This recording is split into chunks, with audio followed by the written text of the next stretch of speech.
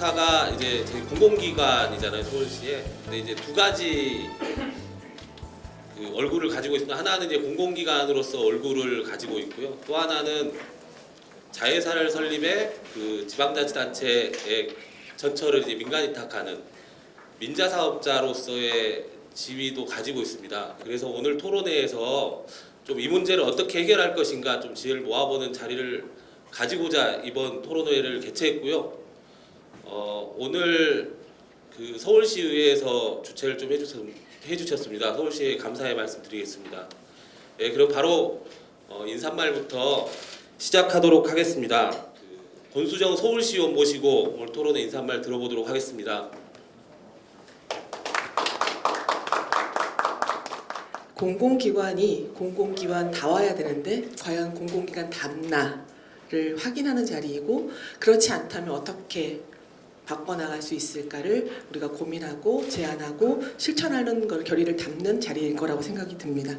오기 전에요, 제가 그래서 공공기관이라는 게 뭘까라는 것을 확인하려고 좀 다시 한번, 저도 알고는 있지만 찾아봤어요. 아주 기본적인 거, 초등학생들 백과사전을 뒤져봤습니다. 제가 이렇게 캡처를 해왔는데요. 이거 초등학생들에 가르치는 거예요. 공공기관이란 개인의 이익을 위해서가 아니라 여러 사람의 이익을 위해 만든 기관이에요. 공공기관은 고장 마을 사람들이 좀 더 편리하게 생활할 수 있도록 도와주지요. 학교나 도서관, 병원, 소방서, 우체국, 주민센터, 교통기관 같은 곳, 돈을 벌기 위해서가 아니라 국민 모두를 위해 나라가 세금으로 운영하는 것이 공공기관이에요. 우리가 초등학생들에게 이렇게 가르치고 있습니다. 그런데 서울시도 그렇고 교통공사도 그렇고 며칠 전에 문재인 정부가 계속 얘기하고 있는 것처럼 내년에 들어가면 공공 영역에 대해서 민간의 투자나 이런 것들을 대폭 확대하겠다는 이야기를 하고 있습니다. 과연 우리가 기초적으로 공공기관을 만들 때 설립 취지를 과연 우리가 지금 담고 있냐라고 질문할 때 계속해서 아니다라는 답변밖에 할 수 없는 것 같습니다. 제대로 된 사용자로서의 역할과 공공기관에서의 시민의 편의를 그리고 안전을 담보해야 되는 것을 떠나서 계속적으로 수익을 창출하기 위해서 노력하고 있고, 그것에 이제 다른 모습으로서 아니면 안 좋은 모습으로서 지금 서울 메트로 환경 등등에서 제가 문제 제기했던 것처럼 안전과는 위배되는 모습들, 그리고 착한 사용자라고 얘기되는 정부의 그리고 지자체의 역할에 반대되는 역할들을 지금 계속 하고 있는 것 같습니다. 그 많은 내용들이 오늘 좀 드러나길 바라고요. 그리고 서울시에 정책적으로 제안되길 바랍니다. 그리고 서울시뿐만이 아니라 이 교통이 가지는 공공성에 대해서 국가 차원에도 경종을 울릴 수 있는 그런 자리가 되기를 바랍니다. 저도 많이 배우고 가겠습니다. 여러분들께서 많이 말씀해 주시고, 그리고 서울시에서도 오늘 참여를 하실 텐데요. 아마 많은 말씀을 하시지를 못할 것 같습니다. 많이 듣고 가주시기를 부탁을 드리겠습니다. 다시 한번 이 자리에 참여해 주신 모든 분들께 감사드립니다. 그럼 바로 그 두 번째 인사말 들어보도록 하겠습니다. 철도 지하철 궤도 협의회 우리 강효찬 집행위원장님 모시고 오늘 인사말 듣도록 하겠습니다. 박수로 모셔주십시오. 사실 민간 영역이 들어오면서 특히 9호선 2단계 동지들이 글을 하셨죠. 민간 영역인데 서울시의 산하기관인 서울교통공사가 운영을 한다. 그러면 노동자들은 그런 생각을 합니다. 그나마 사적 영역에 있는 민간 사업자보다는 낫지 않을까? 그러니까 이후에는 어쨌든 크게는 정부나 또 문재인 정부나 또 서울시 박원순 시장이 민영화의 큰 그림을 그리고 있지 않나? 그래서 노동자들은 취업을 하면서 여러 가지 실제로 민간 영역에 있는 사업장보다 임금 및 여러 가지 열악함에도 불구하고 그런 꿈을 꾸고 들어옵니다. 근데 실상은 더 참혹합니다. 임금 인상 하나만 하더라도 서울현지부는 서울교통공사의 운영 그리고 일회일 그리고 국토부까지 가야 되는 현실이죠. 또 다른 데도 마찬가지입니다. 그러니까 실제로 지금 벌어지고 있는 민간 영역 그리고 그것을 덮으려고 저희가 판단하기에는 그거는 정권이 자기의 치부를 덮으려고 하는 포장지술밖에 없다. 구체적으로 노동자들이나 시민, 이용하는 승객들이 보다 안전하게 운영할 수 있는 것은 공용화라고 하는 것들 모를 바가 아닐진데 지금 이 시기에 그런 서울교통공사라는 포장지를 씌워서 이건 대국민을 우롱하는 사기 행위다라고 저희는 좀 판단하고 있습니다. 또한 어저께 저희 전국 철도 지하철 노동자 협의회 대표자 회의가 있었습니다. 내년도 사업 계획을 잡았고요. 분명하게 공유가 문제에 대한 투쟁 계획을 수립했습니다. 집중적으로 어쨌든 이 민간 영역 사업장에 철도 지하철이 공유되지 않으면 노동자들의 안전과 그리고 이용하는 시민들의 안전은 더 이상 확보될 수 없다라고 하는 절박한 심정이기도 합니다. 지금 여전히 지금 여기 나와 있는 노동자들은 투쟁 중에 있습니다. 그것도 공교롭게 다 서울교통공사가 운영하는 자회사들입니다. 거긴 저는 서울시도 분명한 책임이 있다고 생각합니다. 그 교통공사의 관리 감독은 서울시가 하기 때문이라고 생각합니다. 모를 리가 없다고 생각합니다. 오늘 토론에서 이 노동자들의 실제 내용을 절절하게 좀 들으시고 서울시에서도 마땅한 대응책, 또 노동자들은 노동자에 맞는 대응책을 찾고 싸우도록 하겠습니다. 오늘 아무쪼록 바쁘신데 참여 감사드리고요. 저희 전국 철도 지하철 노동자 협의회는 어쨌든 노동자들의 안전 그리고 시민의 안전과 철도 안전을 위해서 열심히 투쟁하겠습니다. 감사합니다. 단순히 어느 지점과 지점을 연결한다는 그런 의미의 네트워크의 의미도 있지만 뭐 시설물과 차량과 신호 시스템과 운영 이것이 밀접하게 유기적으로 결합될 때 항구적인 안전이 담보되고 그 속에서 노동자들의 어떤 건강한 노동권도 확보된다 이런 이야기입니다. 그렇지 않았을 경우 우리가 목도한 바와 같이 구역 참사가 같은 그런 분할된 조직 그리고 서로 운행 정보를 알지 못하는 한 비정규직 노동자는 그렇게 절명에 갔는데요. 오늘 토론회의 주제도 과연 철도 대중교통망이 계속 늘어나는 건 좋은 일인데 늘어나면 늘어날수록 오히려 공공성이 약화되는 것 아닌가 이런 문제의식에서 시작된 것 같습니다. 오늘 발제 서울교통공사의 민자사업 수탁 괜찮은가 필요성을 넘어서 공공성이라는 주제로 김상철 정책위원장님의 발제를 듣도록 하겠습니다. 마이크 넘기겠습니다. 서울시의 일만 하면 되지 왜 다른 지역의 그 지하철 운영이나 이런 데까지 운영에 참여를 하려고 해라고 하는 걸로 인식되지 않길 바랍니다. 그러니까 왜 이걸 미리 전제로 하냐면 저는 서울교통공사가 왜 유수히 많은 이제 민자 사업의 운영자로 나설 수밖에 없는가라고 했을 때는 저는 자연스럽다고 생각하는 편이거든요. 왜냐하면 그 운영 경험이나 내지 노하우를 봤을 때 지금 현재 한국에서 가장 안전하게 지방정부 차원에서의 지하철 혹은 철도를 운영할 수 있는 기관이 어딜까라고 하면 저는 당연히 서울교통공사를 꼽을 수 있을 것 같습니다. 그렇기 때문에 이것은 서울교통공사가 다른 지역의 궤도 사업을 하는 것에 대한 문제 제기라기보다는 한국이 어쨌든 대표적인 지역 공기업 그리고 교통 공기업으로서 어떤 역할 혹은 어떤 방향성을 가지고 그런 사업들을 수행해야 하는가라고 하는 부분에 좀 초점을 맞춰서 들어주시면 감사하겠습니다. 서울교통공사가 이제 시의회에 매년 초에 이제 하는 그 업무 그 계획과 관련된 것 그리고 그 지방 공기업들 그 경영 정보를 공개하는 이제 그 알리오라고 불리는데 이제 있는 혁신 계획과 재정 계획을 참조했고요. 그리고 거기에 공개되어 있는 이사회에서 다루는 안건 중에서 특히 민자 사업과 관련되어 있는 안건의 심의 자료들을 좀 검토해서 이 발제문을 만들었습니다. 궁극적으로 이 발제문을 통해서 해명을 하고 싶은 것은 그겁니다. 왜 서울교통공사가 민자 사업의 운영사로서 위탁 사업에 나서고 있는가? 그 목적이 실제로 서울교통공사의 내부적인 의사결정 과정에서는 어떻게 이해되고 있는가라고 하는 부분입니다. 그래서 실제로 이 부분이 일종의 이야기된 대로 수익 사업을 위해서라고 한다면 사실은 서울교통공사라고 하는 공기업이 다른 지방도시, 지방정부의 그 공공교통을 일종의 식민화하는 것으로 굉장히 좀 문제가 될 수 있습니다. 그래서 그 외에 어떤 요인들이 있을까라고 하는 걸 이제 살펴본 거고요. 그래서 업무 계획과 관련된 내용들을 좀 보겠습니다. 흥미로운 건 2017년에 어쨌든 서울교통공사가 출범하고 2018년, 2019년에서 어쨌든 민자사업 수주가 굉장히 많아진 때였는데요.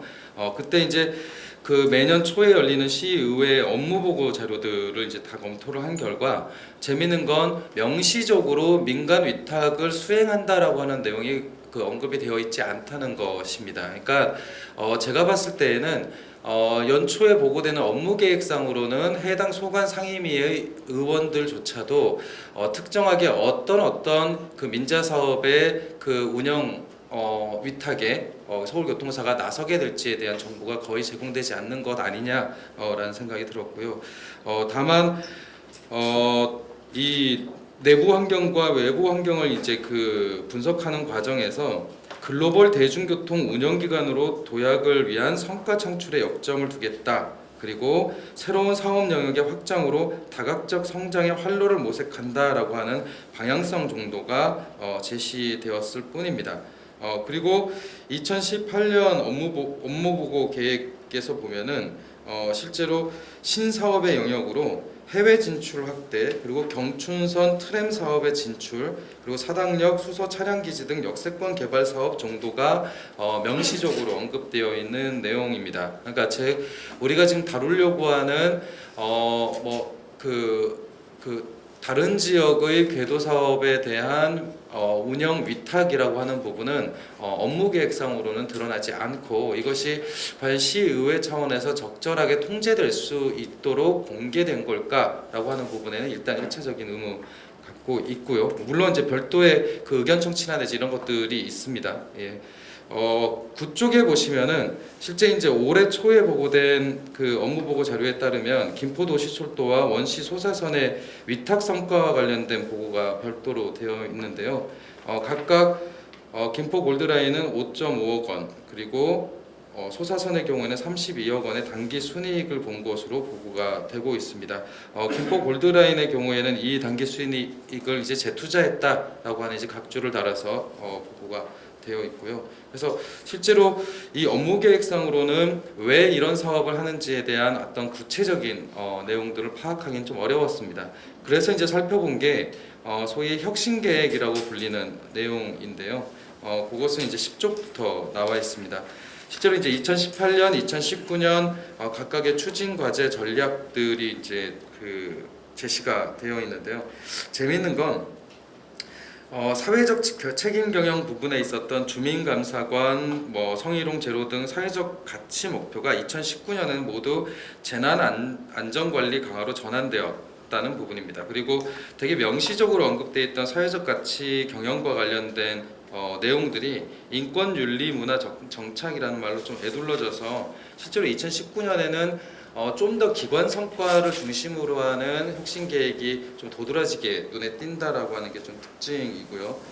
실제로 세부적으로 보면 이제 참여와 협력 경영이라고 하는 부분에서는 좀 적극적으로 정보 공개를 하겠다라고 하는 내용에서 공공 데이터 개방 공유를 활성화하겠다 정도로, 그리고 지역 경제를 선도하는 경영이라고 하는 전략 목표에서는 지역 상생 경영으로 이렇게 바뀌고, 또 양질의 일자리 창출이라고 하는 목표가 사라지고 사회 형평적 일자리 창출이라고 하는 모호한 언급으로 대체가 됩니다. 그러니까 이제 이것은 기존에 이제 서울교통공사가 자임했던 어떤 공기업으로서의 사회적 가치, 그 중에서 이제 하나로는 당연히 그 시민들에게 편익을 제공하는 것이기 때문에 공기업으로서의 공공성과 그 다음에 운영기관으로서의 수익성의 균형을 찾아야 된다라고 하는 어떤 그런 부분에서의 긴장이 2019년에는 오히려 경영 성과 중심의 그런 방식으로 좀 더 강하게 바뀐 것이 아닌가 싶은 거고요. 그런 면에서 적극 혁신 경영이라고 하는 전략을 보면 대시민 서비스 개선이라는 과제가 사라지고 물류 사업을 통한 생활 물류 서비스 제공, 이런 신사업 영역들에 대한 강조로 나타납니다. 실제 이제 혁신 계획서상으로는 현재 수행하고 있는 각종 위탁 사업에 대한 언급은 없는데요. 이 부분에 대한 부분이 좀 빠져 있고, 다만 2019년 계획서안에는 해외의 수주 활동을 활성화하기 위해서 리스크관리위원회를 두고 계약 등의 사항을 검토하도록 한다는 내용이 있을 뿐입니다. 그리고 2018년 혁신 성과 보고서상으로는 지역경제 선도 경영이라는 전략의 세부적인 평가로서 신사업 5개를 발굴해서 시행했다라는 언급이 나오는데 해당 신사업이 어떤 내용인지에 대해서는 계획서나 보고서에 나와 있지 않습니다.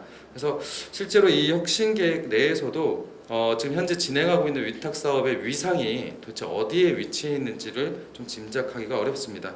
이것에 대한 이제 단서가 나오는 것은 사실은 재정계획상의 내용입니다.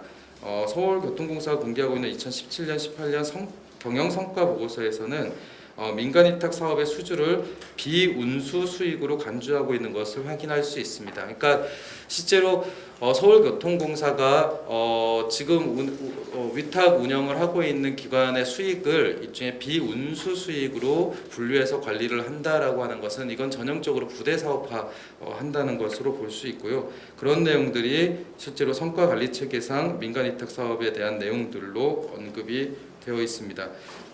4건의 국내 철도 사업권을 확보한 것이 어쨌든 서울교통공사의 회계 구조로는 비운송 사업의 수익비로 표현이 된다는 것, 그리고 실제 민간위탁 사업에 대한 관리 원칙이나 혹은 고용 형태에 대한 고려가 전혀 없이 일종의 사실상 수익 사업으로 접근하는 것이 적어도 이 재정계획상으로는 좀 보이는 부분이고요.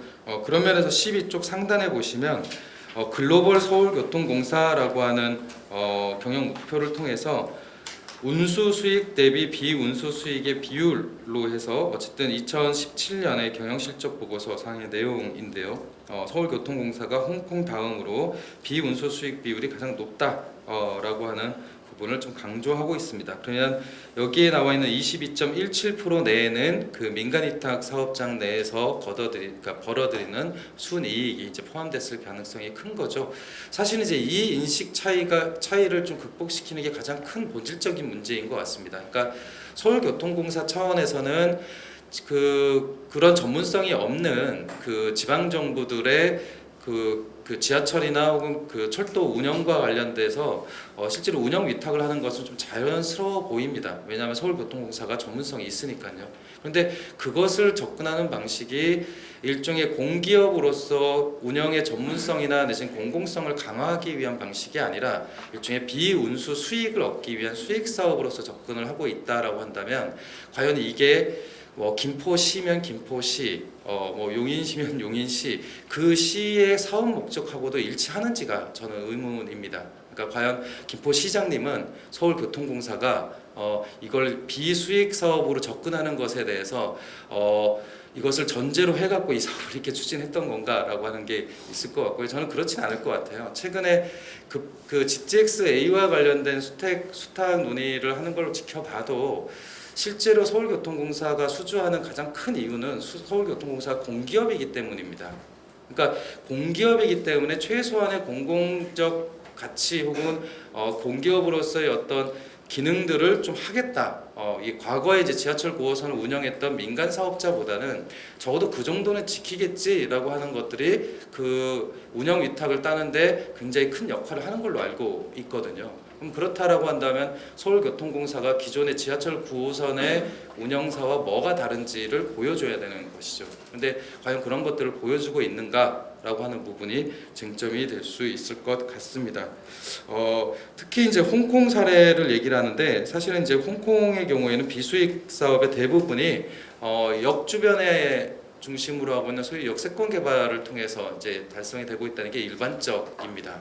그러니까 홍콩의 그 지하철 공사가 다른 지하철 공사의 운영사로 나서서 수익을 얻는 거는 존재하지 않고요. 오히려 파리의 RATP 같은 경우가 독일이나 내지는 인근 지역 그리고 아시아 지역의 운영을 민간 위탁을 하기도 하는데 적어도 EU 내에서 RATP가 민간 위탁을 할 때에는 그 EU 차원에서의 그 노동 조건을 다 준수하는 것으로 전제로 합니다. 그러니까 사업장마다 거의 동일한 인력 구조나 내지는 운영 지침에 따라서 그렇게 운영을 하는 거기 때문에 서울교통공사와 같이 개별 민간 위탁 사업장마다 별도의 운영 구조를 개별적으로 적용하는 사례는 존재하지 않습니다. 그러니까 최소한 RATP라고 하는 프랑스 파리 시에 공기업이 민간 위탁을 하더라도 그런 정도의 기준을 갖고 있다라고 하는 걸 기억할 필요가 있겠습니다.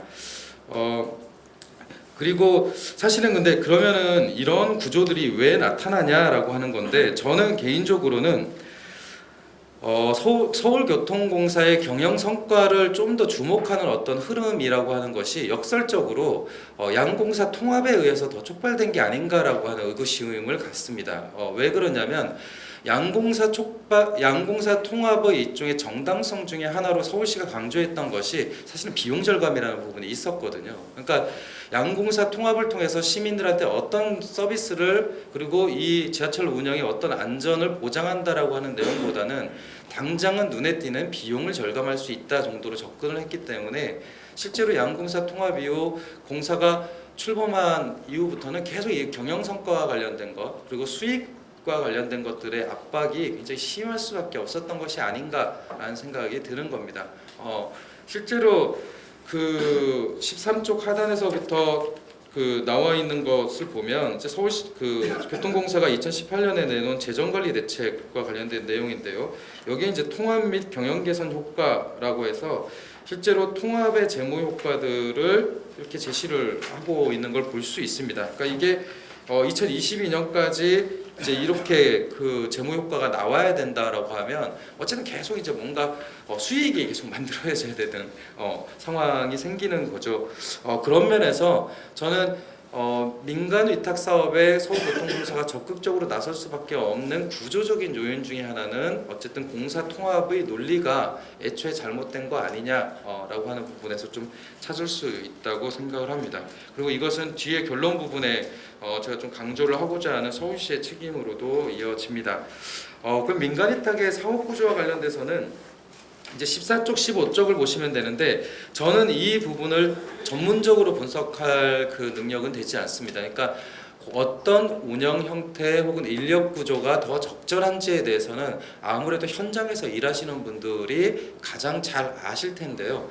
다만 14쪽, 15쪽을 통해서 말씀드리고 싶은 것은 동일한 운영사의 구조인데도 불구하고 상이한 직무 구조를 만들어내고 있다는 겁니다. 이 두 개의 표는 서울교통공사가 해당 운영사업에 일종의 입찰을 하기 위해서 그 이사회에서 검토한 자료에서 갖고 온 겁니다. 그러면 과연 이 근무구조 혹은 직무구조를 만들어낼 때 서울교통공사가 염두에 뒀던 것은 최적 근무 형태를 고민했을까요? 아니면은 최고의 수익을 낼 수 있는, 이윤을 낼 수 있는 근무 형태를 고민했을까라고 하는 질문을 던지고 싶은 거고요.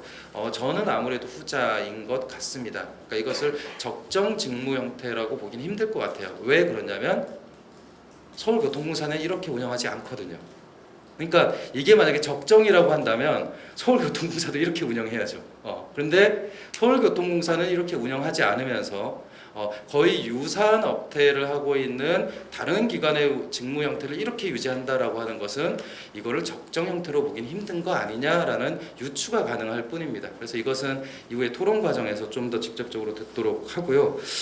16쪽의 이제 결론 부분으로 가겠습니다.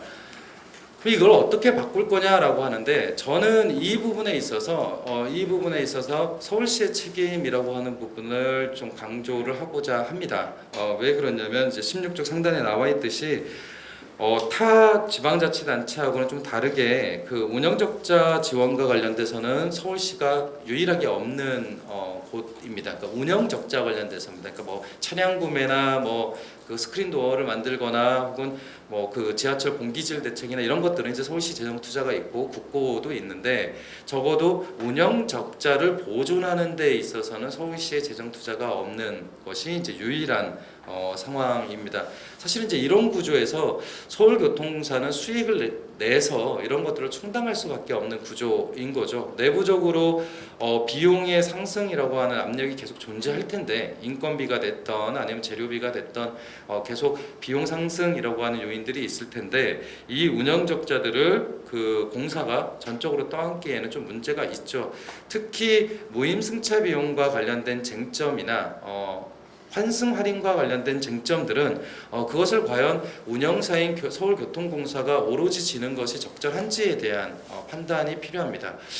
왜 그러냐면 민자 사업자들에게는 그 환승 할인 관련된 거거나 대신 이런 것들을 지원해주고 있거든요. 그러면 이를테면 지하철 9호선이나 우이신설 경전철의 사업자와 그 서울교통공사의 사업자의 운영 방식이 뭐가 다르길래 한쪽은 환승 할인 비용을 지원해줘야 되고 한쪽은 지원해주지 않아도 운영이 되냐라고 하는 질문에 대해서 과연 서울시는 뭐라고 답을 할 수 있을까라고 하는 게 이제 궁금한 거죠. 그러면 결국에 거기서 답할 수 있는 것은 하나는 민간 사업자가 운영하는 것이기 때문에 최대한 운영 수익을 보장해 줍니다라는 논리가 가능할 거고, 서울교통공사의 경우에는 공기업이기 때문에 감수해야 합니다라는 논리가 가능할 수밖에 없을 것 같습니다.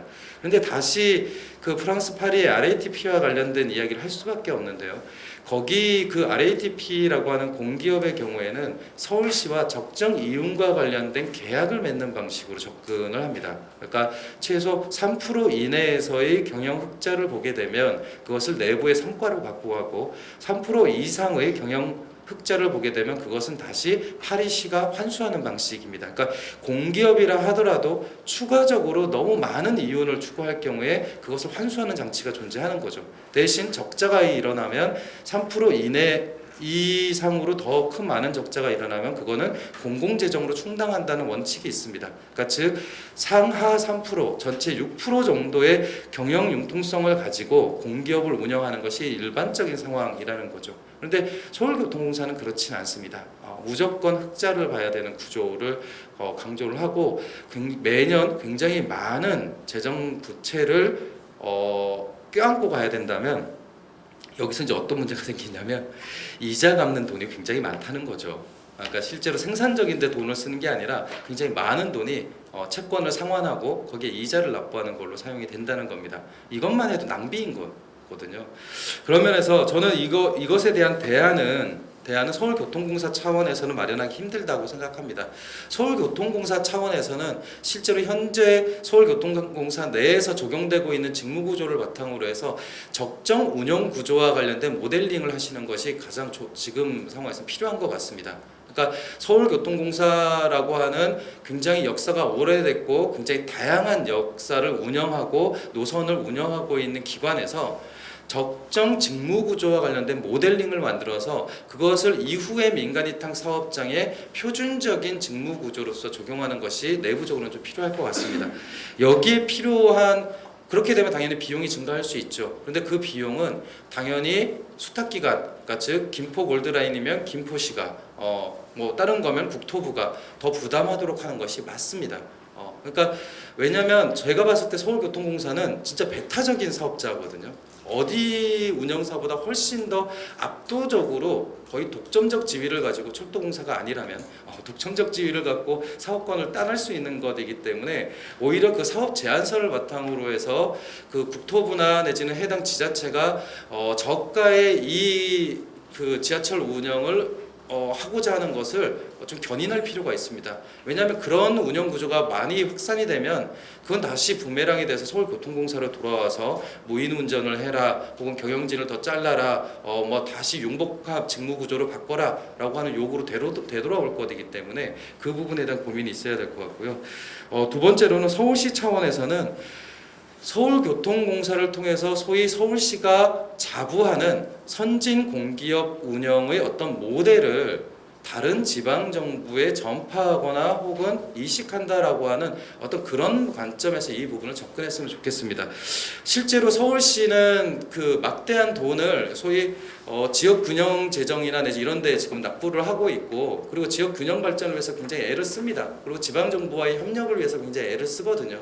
저는 이 부분도 단순히 그 서울교통공사의 위탁관계로 풀 것이 아니라 해당 지방정부와 서울시 간의 일종의 협약 방식으로 혹은 업무협조 방식, 그러니까 그 공동사업 방식으로 푸는 것이 훨씬 더 보기 좋은 거 아니냐라는 생각이 있습니다. 그게 이제 서울시라고 하는 대도시가 지방정부와 상생할 수 있는 방식 아니겠습니까? 그렇다면 그런 부분과 관련된 일종의 협력 구조를 공사가 민간위탁을 수주하는 방식이 아니라 서울시가 해당 지방정부와 협약을 맺고 이 업무 수탁과 관련된 관계를 푸는 것이 제가 봤을 때는 더 합리적으로 보이고 서울시가 할 수 있는 역할로 보입니다. 그러니까 이런 부분에서는 저는 서울시 조례를 좀 개정해서 서울시에 이미 조례가 있거든요. 지역 상생 발전과 관련된 조례가 있어서 거기에 그 해당 내용으로 그러니까 운송수단 운영과 관련된 내용을 좀 넣어서 그거를 타 지방정부와 좀 협약을 할 수 있는 혹은 협력을 할 수 있는 사항으로 놓고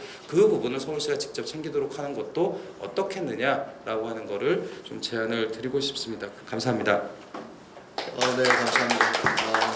시간도 정확히 잘 지켜주셨는데요. 전 세계적으로 도시철도 사업에서 요금 수입만을 가지고 흑자 경영을 달성한 나라는 없습니다. 그 이유는 뭐 다 아시다시피 이 공공철도라고 하는 대중교통수단 기본권의 하나이기 때문에 원가 대비 요금이 원가 대비에 뭐 60~70%밖에 미치지 못하죠. 성공한 사례라고 할 수 있는 뭐 JR 동일본이나 서일본, 동경, 오사카 같은 엄청나게 큰 대도시의 도시철도도 사실 높은 요금과 함께 상당 부대 수입이 차지하는데요. 비운송 사업에서 수익을 내는데 그 사업이 바로 운송 사업이라고 하는 이 아이러니한 일들이 어떻게 해석돼야 되는지 발제자의 추론에 따르면 결국 이것이 통합에 따른 어떤 경영 수지의 효과를 달성하기 위한 것으로 진행되는 것은 아닌지 추론하면서 여러 가지 좋은 제안들을 해주셨습니다. 그럼 이제 생생한 어떤 사례들을 들어볼 텐데요. 먼저 소사원시에서 어떤 일들이 벌어지고 있는지 정문성 지부장님께 마이크를 넘기겠습니다. 예, 안녕하십니까. 실제 일어나는 일들과 제가 체험한 일들 그리고 서울시가 이미 이렇게 민간 위탁 운영을 하였을 때 문제점을 알고 있었는데 그 외에도 추가적으로 드러난 문제들에 대해서 직접 증언을 해드리고 질문을 받고자 합니다. 일단 저희 소사원시 복선전철 민간투자 사업은 일반적인 재정사업과 달리 이제 민간의 투자를 받아서 건설된 노선입니다. 주무관청은 국토부이고요. 민간 시행사가 건설 자본을 대고 준공 후 소유권을 국가로 반납합니다. 그리고 20년간 운영비와 건설 이자를 받는 구조인데 이 민간 시행사는 은행 자본이 모인 회사로서 실제 철도를 운영할 능력이 없기 때문에 이제 다른 기관에 위탁 운영을 맡기게 됐는데 그 기관이 이제 서울교통공사가 된 것입니다. 그런데 과연 서울교통공사는 공공기관으로서 일반 철도나 광역철도의 운영에 따른 역량 강화를 위하다기보다는 수익을 추구하고 있다는 점을 저희는 이제 민간 위탁 사업장에 재직하면서 점점 이제 알게 되었는데요. 22페이지를 한번 보시면 국토부가 2,900억 그리고 서울교통공사가 2,200억으로 한 75% 수준이고 아무것도 하지 않더라도 민간 시행사는 700억에서 1,200억까지를 20년간 벌 수 있는 구조입니다. 그런데 24페이지를 한번 보시면 좋겠습니다. 이 소사원시 운영 주식회사라는 곳이 서울교통공사가 100% 출자한 자회사입니다. 출자금이 30억이고요. 실제로 2018년 당기순이익이 32억이 나왔습니다. 3분기 정도 운영했고 12억 8천만 원 가량을 모회사인 서울교통공사에 배당하게 됐습니다. 역시 2019년도에는 16억의 배당을 잡아놨고 상반기에 9억을 배당한 것을 확인했습니다. 30억을 출자해서 50% 이상의 수익을 연간 안정적으로 내는 구조입니다. 사실상 그 예전에 프랑스 9호선 1단계와 큰 차이가 없습니다. 9호선 1단계의 프랑스 운영사가 퇴출되기 전 소량의 투자로 배당을 많이 받아갔던 것과 큰 차이가 없습니다. 24페이지 아래 표를 보시면 서울시의회에서 소사원시 복선전철 관리 운영 사업과 관련한 자회사 설립에 대해 심사보고서에 나와 있던 내용을 발췌했습니다. 사실상 수익률을 12%를 잡아놨는데요. 이렇게 보면 굉장히 낮은 수익률 같지만 출자금 대비로 본다면 50% 이상의 수익을 거둬들이고 있는 셈입니다. 물론 그 수익에 대한 책임으로는 자회사가 모든 책임을 지고 그 배당만 받아가는 구조입니다. 형법상 주식회사이기 때문에 가능할 수 있는 이야기지만 서울교통공사는 공공기관입니다.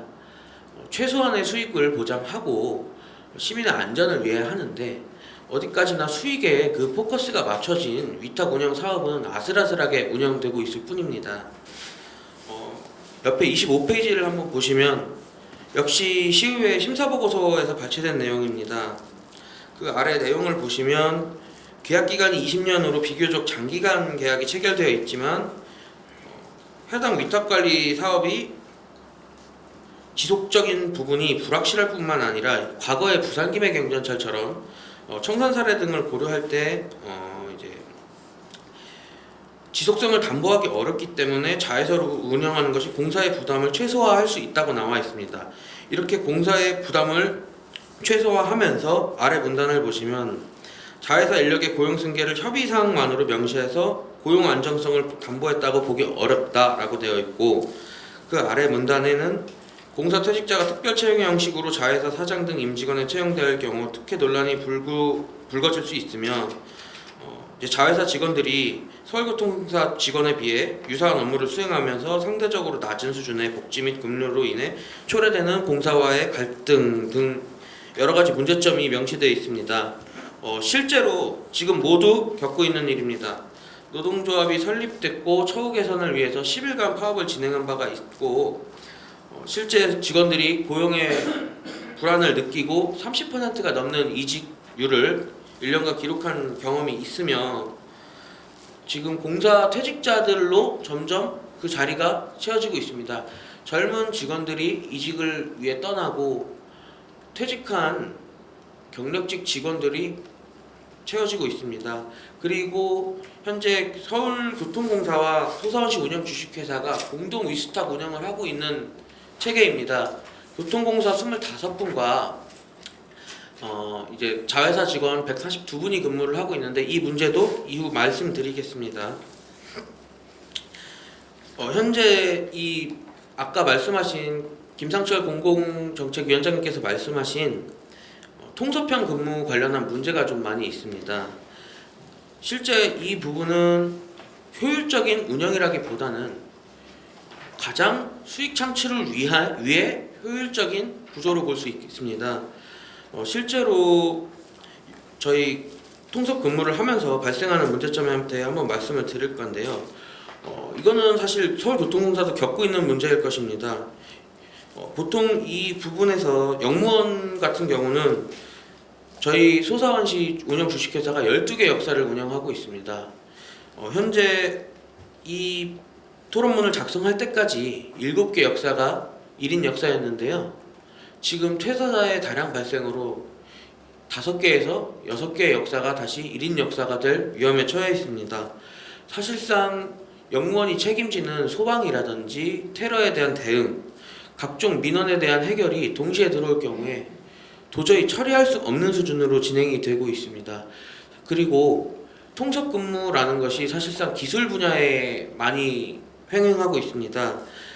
서울시와 서울교통공사는 구의역 김군 사태를 겪으면서 굉장히 많은 홍역을 앓고 또 PSD 직군에 대해 처우 개선을 하고 2인 1조를 기본화하는 방침을 세웠을 것입니다.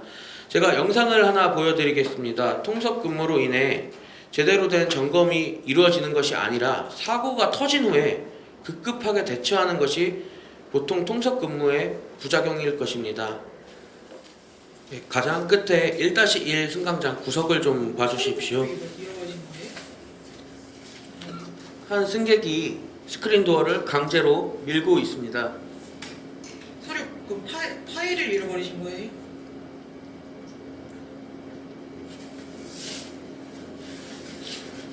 노란색이라고요?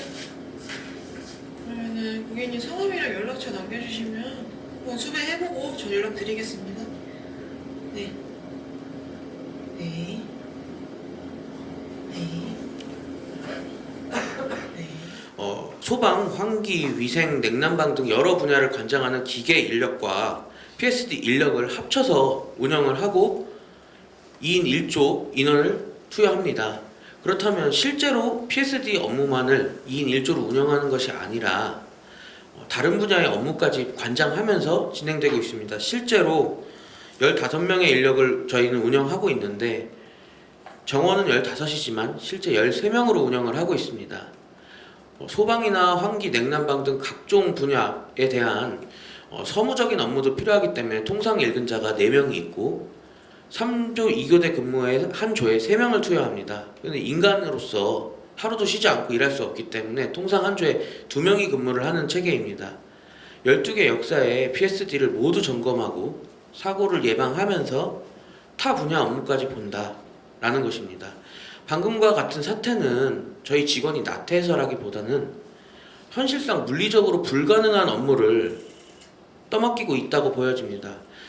이런 구조로 운영이 되고 인건비를 아낄 수 있기 때문에 한 해 운영하지 않고 2018년도에 단기순이익 32억이 발생했던 것입니다. 이런 구조 속에서 또다시 공동위스탁 운영을 서울교통공사는 하나의 수익 창출 구조로 다시 이용하는 면모를 보이는데요. 27페이지를 한번 보시면 인건비 부담이 나와 있습니다. 현재 공동위스탁 운영 체계로 교통공사 관련 인원은 파견직 1명 그리고 전보자 25명이 근무하고 있습니다. 파견 인력 1명에 대해서 자회사의 운영비 내에서 모든 인건비를 지출하고 있고 그 외 전보자들은 28페이지를 보시면 각종 연장, 야간, 휴일 근로수당 등 모든 급여를 기본급을 제외한 모든 급여를 자회사의 운영비 내에서 지출하고 있습니다. 그런데 가장 큰 문제는 이 분들은 행정안전부에서 총액 인건비를 이미 받고 계신 분들이라는 겁니다. 그렇다고 여기 파견 와 계신 분들께서 2배의 급여를 받지도 않고 있습니다. 결국 어느 기업의 수익으로 들어가고 있다는 부분입니다. 배당 외에도 인건비 명목으로 추가적인 수익을 거둬들이고 있다는 셈이지요. 이런 열악한 구조 속에서 모회사 출신이나 파견자들은 회사를 사실상 그만두지 않습니다. 29페이지를 한번 보시면 이런 불안전한 노동 환경과 위험 속 그리고 저급여 낮은 복리후생 속에 이직률이 엄청나게 치솟았습니다. 회사로부터 제공을 받은 자료입니다. 사실상 높은 직군은 퇴직률을 거의 보이지 않습니다. 아래 직급으로 가거나 업무직, 비정규직일수록 높은 퇴직률을 보이고 있습니다. 특히 이 업무직이라는 비정규직은 처음에 없었습니다. 모두 정규직으로 고용이 되었습니다. 그런데 많은 퇴사자가 발생함에 따라 회사는 공개 채용 등 일정을 맞출 수 없기 때문에 비정규직을 고용하게 되었습니다. 현재 2019년 3월 26일 이후로도 지속적인 이직이 발생하고 있어 앞으로 통계를 해봐야겠지만 이때 이직률 30%를 초과하는 이직률을 넘어설 것으로 저희는 추정되고 있습니다. 결국 현장에는 숙련 노동자가 없고 퇴직 이후 일자리를 찾아서 온 퇴직 관료들이 돈벌이를 위한 수단으로 전략되고 있습니다. 사실상 매피아를 청산했다고 하는 서울교통공사가 시외로 그 돈벌이 수단을 옮겨놓고 또 다른 매피아를 양성하고 있는 것이 아닌지 저희는 의구심을 가질 수밖에 없을 것 같습니다. 30페이지부터 30페이지부터 35페이지까지는 사실상 이런 열악한 구조 속에 인력이 부족해서 회사가 노동관계법을 각종 노동관계법을 어길 수밖에 없었던 상황입니다. 실제로 노동조합이 설립되고 인력을 뽑고 제대로 된 처우 개선을 요구했지만 회사는 사실상 결정권이 없는 자회사로서 아무것도 할 수 없었고 노동조합과 마찰을 일으킬 수밖에 없었습니다. 그 과정 중에 회사가 노동청으로부터 받은 시정명령입니다.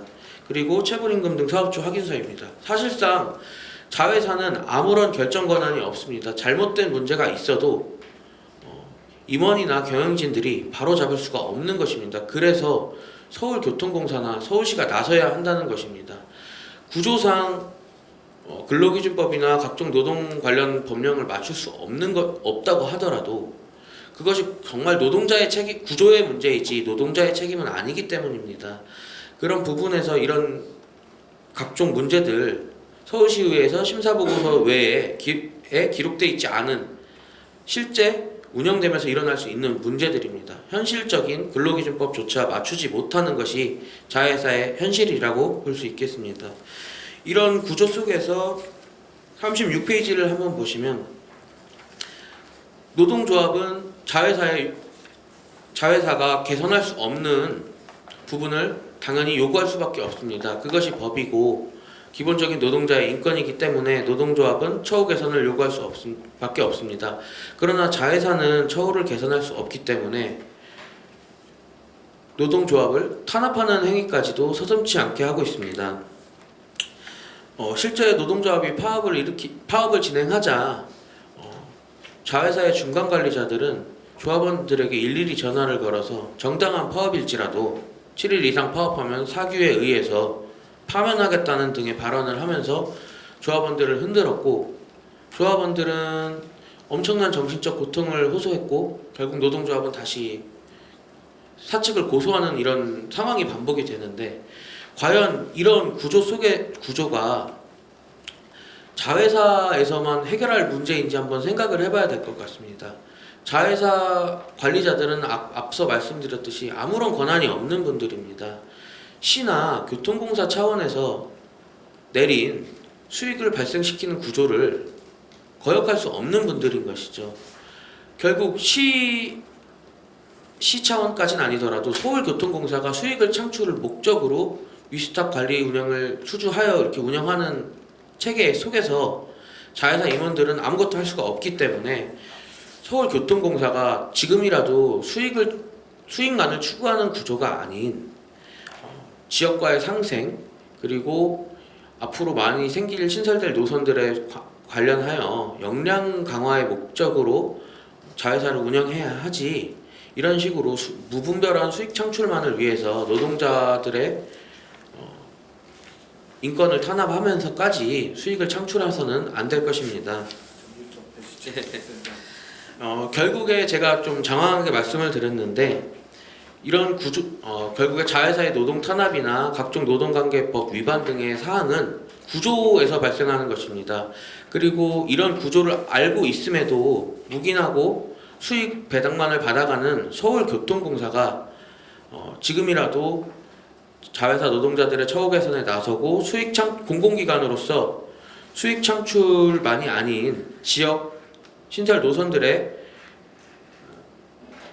안전한 승객의 이용을 위해 체계적인 그리고 안전한 관리를 해야 할 것입니다. 결국 수익 창출을 포기하지 않는 이상 앞으로 신설될 노선, 그리고 지금 운영하고 있는 노선 모두 아까 보여준 영상과 같이 위험한 승객에게 그 위험이 모두 승객과 노동자들에게 전가될 것입니다.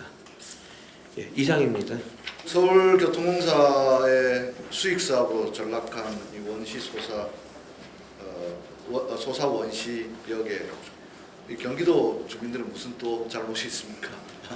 정말 아까 말씀에서 나와 있듯이 일종의 식민지 같은 느낌이 드는데요.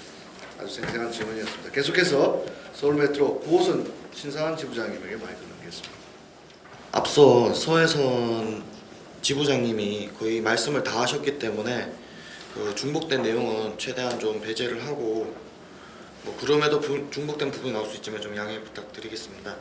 제가 오늘 이 자리에 나온 이유는 그 서울교통공사가 지금 민간 위탁의 구조에 입찰을 참여해서 그 운영하는 이 서울교통공사의 민낯을 좀 말씀드리기 위해서 좀 나왔습니다. 예, 서울교통공사가 그 78페이지죠. 예, 통합을 했습니다. 제가 알기로는 서울교통공사는 이제 인천교통공사처럼 나중에 이제 뭐 서울에 있는 모든 교통수단, 뭐 버스라든가 이런 것까지 같이 해서 이제 그 공공성 강화를 위해서 만들었다고 저희가 알고 있습니다. 그런데 저희는 현재 9호선 2, 3단계는 현재 서울시 내에 있는 교통수단이고, 그런데 이런 형태에 대해서 서울시나 교통공사는 저희에 대해서 하는 행동을 봤을 때는 과연 이게 그 통합의 목적이 과연 그것이었는가 좀 의구심이 듭니다. 15년도에 서울메트로 9호선 운영 주식회사라는 자회사를 만들어서 입찰을 땄습니다. 그래서 이제 직원을 채용했고 그 당시에 이제 그 서울메트로의 자회사임을 알리면서 그 안정적인 회사임을 어필을 했고 입사 시험도 거의 그 서울교통사 유사한 수준의 뭐 자격증, 뭐 토익, NCS 뭐 이런 등등의 그런 걸 했습니다. 그렇게 해서 이 현재 그 취업난에 빠진 청년들은 이제 이런 쪽에 이제 믿고 입사를 했고요. 그런데 이제 바로 17년도에 공개 입찰 공모가 납니다. 예, 왜냐하면 3년이라는 그 민간 위탁 기간 때문에 발생을 한 건데요. 그래서 저희는 이제 이거를 저희는 그래도 서울 메트로의 자회사인데 설마 이게 입찰 공고가 나겠느냐라는 이제 회사의 말을 믿고 계속 이제 방치를 했었으나 결국 이제 그 민간 위탁 공모가 났었고 저희는 이제 노동조합을 만들어서 민간 위탁 철회하라는 투쟁을 들어갑니다. 그렇게 해서 이제 그 당시 입찰 들어왔던 9호선 1단계와 저희 서울 메트로 9호선 운영 주식회사 그 두 회사의 경쟁 구도에서 이제 자회사를 제외하고 서울교통공사가 직접 입찰을 보게 됩니다. 그렇게 해서 저희가 이제 17년도 그 18년도 11월 28일에 저희가 자회사가 청산이 되고 현재 서울교통공사로 직영이 되었습니다. 그럼에도 저희는 내년 8월 31일 이후에 다시 입찰 공고가 나거나 재계약이 들어가는 그런 상태고요. 지난 그 10월 서울시의회에서 김태호 사장이 업무 보고 때 김포도시철도 이야기를 할 때 상당히 큰 충격을 받았습니다. 운영권을 5년 동안 땄을 뿐 서울시나 서울교통공사에 어떠한 지원도 하지 않을 거라는 발언을 저희가 똑똑히 들었습니다. 이런 걸 봤을 때 결국 서울교통공사라는 이름은 이 공사라는 껍데기를 가진 결국 민간 위탁을 참여하는 수익 창출 그 민간 기업 중에 하나일 뿐이라는 게 드러난 것이죠. 그리고 결국 이 서울교통공사는 이제 민간 위탁이라는 구조에서 이제 노동자들을 현혹하고 그런 용역회사 구조에서 운영을 하고 노동조합이 어떤 거에 대한 문제 제기나 처우 개선을 요구하면 이거는 서울시의 책임이다. 우린 예산이 없다. 이렇게 하고 사업이 끝나면 떠나는 그 악랄한 9호선 1단계 프랑스 운영사랑 다를 게 없다는 말씀을 좀 드리겠습니다. 이런 형태에서 결국 저희 9호선 2, 3단계의 현장 실상에 대해서 좀 간략하게 말씀드리겠습니다. 앞서 서해선에서도 얘기하셨지만 그 인력 부족 문제가 있습니다. 통소평 근무가 저희 뭐 뒤에 그 첨부 자료가 있지만 그냥 간단히 말씀드리면 뭐 시설이라는 직렬은 토목, 궤도, 건축 등을 모아서 2인 1조로 만드는 통소평 근무를 하고 있고요. 여기서 이게 발전이 돼서 이제 김포나 서해선으로 이게 발전이 된 상황이고요. 그리고 현재 저희는 타 노선의 영무원이라고 부르는 고객 안전원들이 있습니다. 이 사람들이 그 심야 취약 시간 22시부터 다음날 07시까지 혼자 근무를 하고 있고요. 단적인 예로 2호선과 9호선의 환승역인 종합운동장역만 예를 들어보겠습니다. 2호선 종합운동장역과 9호선 종합운동장역은 같은 시설을 이용하고 있고 규모도 거의 흡사합니다. 서울교통공사 2호선은 그 4조 2교대를 하고 있고 직원들만 해도 약 18명 그리고 공익요원까지 추가로 배치를 받고 있고요. 저희 9호선 똑같은 종합운동장인 9호선은 직원들이 단 6명이 근무를 합니다. 하고 이곳도 완전한 3조 2교대가 아닌 변형 3조 2교대 식으로 해서 한 명씩 치고박는 구조로서 아까 말씀드린 취약 시간에는 단독 1인 근무가 발생을 하고요. 그 1인 역사에는 현재 지금은 1년 정도 됐지만 수습 기간만 끝낸 신입 여직원들 20대 중후반의 여직원들이 혼자서 근무를 했었습니다. 그리고 그 역에는 고객 응대를 잘하기 위해서라는 이유로 통유리로 해서 사무실을 훤히 비칠 수 있게 외부에서도 그렇게 방치를 해놨었고요. 이거에 대해서 저희 노동조합이 항의를 하자 호루라기를 지급을 했습니다. 위험할 때 불어라. 굶으면 뭐합니까? 달려올 직원이 없는데. 이 문제에 대해서 사측도 고민이 더 심도 있는 고민을 한 결과 저희한테 두 번째 물품을 지급을 합니다. 그게 바로 물에다 고춧가루를 탄 물총입니다. 그거를 뿌리라는 거죠. 저희는 그 10월 지난 서울시 그 행정감사 때 저희 9호선 운영 부문의 대표, 그러니까 사장 역할을 하는 부문장이 대답에 아주 아연실색을 했습니다. 호신용 스프레이를 지급했다는 겁니다. 저희는 호신용 스프레이를 지급받은 적이 없습니다. 예. 이런 단독 근무, 그리고 이런 그 기관사들 역시 인원이 부족한데요. 그거에 대해서 디테일하게 말씀은 못 드리겠습니다. 나중에 한번 첨부자를 보시고, 기관사들이 현재 있는 개화 승무사업소의 건물은 가건물입니다. 창고로 되어 있는 곳이고 직원이 상주하는 용도가 아닙니다. 거기에 화재에 취약한 스티로폼 판넬로 가벽을 세우고 거기에서 직원들을 대기시키고 근무를 시키고 있습니다. 저는 대구 지하철 참사 때 그 현장에 있었던 사람으로서 사람이 죽는 것은 화재에 대한 불이 아닙니다. 연기의 질식사를 하는 것이거든요. 이거에 대한 문제도 있고, 지금 현재 저희가 잠시 후에 14시에 저희가 서울시청 앞에서 기자회견을 합니다. 메피아 청산 기자회견을 할 겁니다. 이거는 지금 서해선에서 말씀하셨다시피 60세 이상 서울교통공사 퇴직자들이 저희 회사의 자회사 시절 때 각종 팀장, 처장, 3급, 2급, 1급 모든 중요 직책을 퇴직자들이 낙하산식 인사발령으로 하고 있었고요. 저희는 그거에 대해서 메피아 투쟁, 메피아 청산 투쟁을 했고 9.25 김군 사고 난 이후에 저희 자회사의 그 모든 3급과 관리자 직급들은 다 모두 6급으로 내려왔습니다. 사원이죠. 지속적으로 저희도 이제 열악한 근무 여건에 이직을 하는 사람들이 생겼는데, 현재 사측은 저희가 이제 서울교통공사 직영이 됐기 때문에 채용을 할 수 없다, 5, 6개월이 걸린다는 이유로 정규직의 퇴산 자리를 다시 퇴직자들로 채우고 있습니다. 그래서 현재 저희 비정규직률이 25%에 육박하고요. 저희가 3단계, 9호선 3단계 개통 당시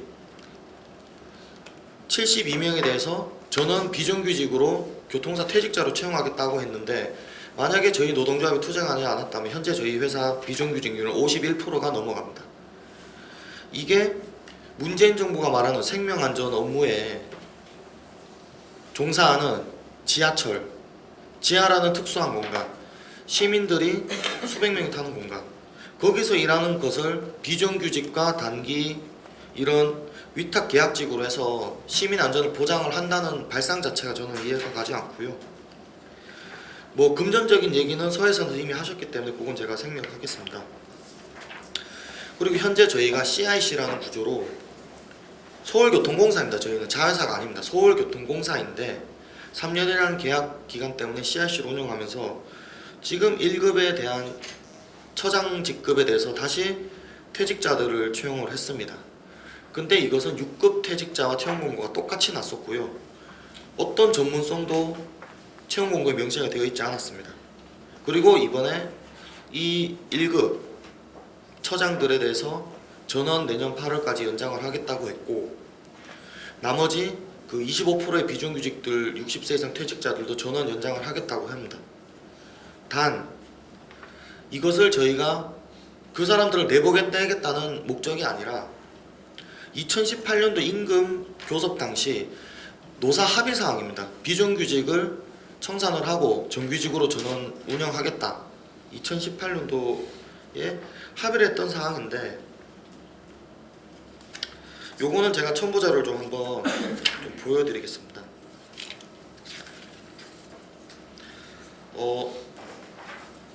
처음에 보실 게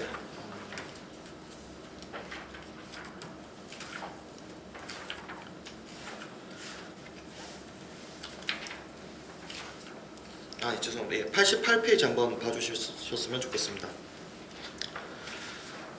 88페이지에 저희가 이제 지난 2, 4분기 5월부터 정규직 채용에 대한 시간이 걸리는 걸 저희도 노동조합이 알고 있었기 때문에 5월부터 정규직 채용을 이행 요구를 공문을 4차례와 노사협의 안건까지 올려서 요구를 했습니다.